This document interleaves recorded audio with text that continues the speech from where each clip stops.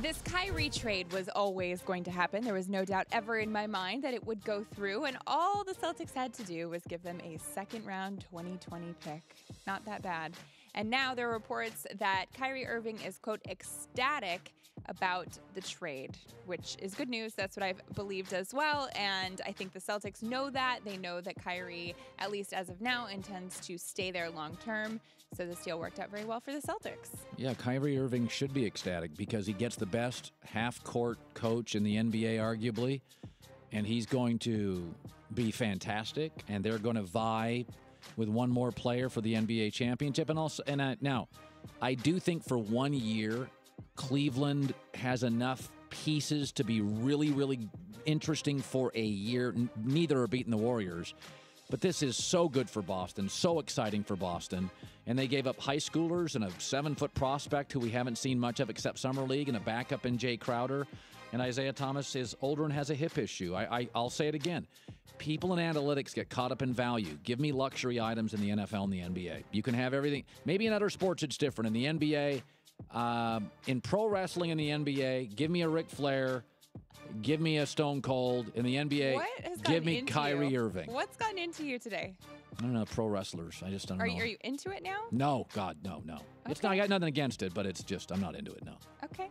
I had to show my WWE knowledge. I did like it when I was 9. I loved it when I was 9.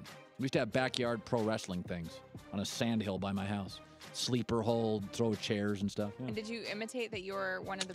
I think I liked Hulk Andre Hogan? the Giant. Oh, okay. I always thought he was fascinating, but he was never on. You were a booger eater at one time. Yeah, I was, yeah. Okay. So these two guys decided to start a program called Rep the Squad, where you can rent a jersey so that when your favorite player is traded or he retires, you can just trade it in for a new jersey and you don't have to be stuck with the one that you bought. I think this is amazing. It's very similar to, has Ann ever used Rent the Runway? I've heard of that. Bag, borrow, or steal. It's like you rent a dress for a little bit and you give it back. I think this is a great idea. And one of the guys, he had 70 jerseys, so it's a good guy to partner with. They can start out with the ones that they have and return it. It's a subscription-based service to rent them. And they have investors like Doug Baldwin and Golden Tate already. Nice.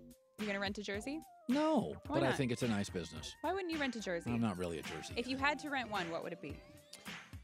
If I had to rent one jersey in the world, What if they're going to pay you $100,000? I'd rent Brady's. Yeah. Okay. We don't have to talk anymore about that.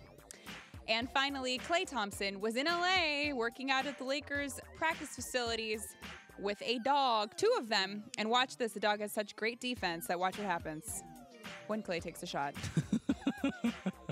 The dog gets the rebound. It's like Air Bud. That dog is Air Bud. Klay Thompson working out at the Lakers right, facility. that's what I thought too. What does this mean? Tampering. No, that's not tampering. But Lindsey Vonn apparently was there too, playing with her dogs. I want to know why I wasn't invited, because I would love to play with basketball with my dog at the Lakers facilities. I'd rather play basketball with Lindsey Vonn, to be honest with you. What? Colin. What did I say? She's a tremendous athlete. Well, maybe because you don't appreciate the dogs, you'll kick them out of your house. I just appreciate. What if it was with cats? World-class skiers. If it was a basketball practice with cats? My cats are fat and lazy. They don't do anything. Okay. Sit around and want to get fed all day.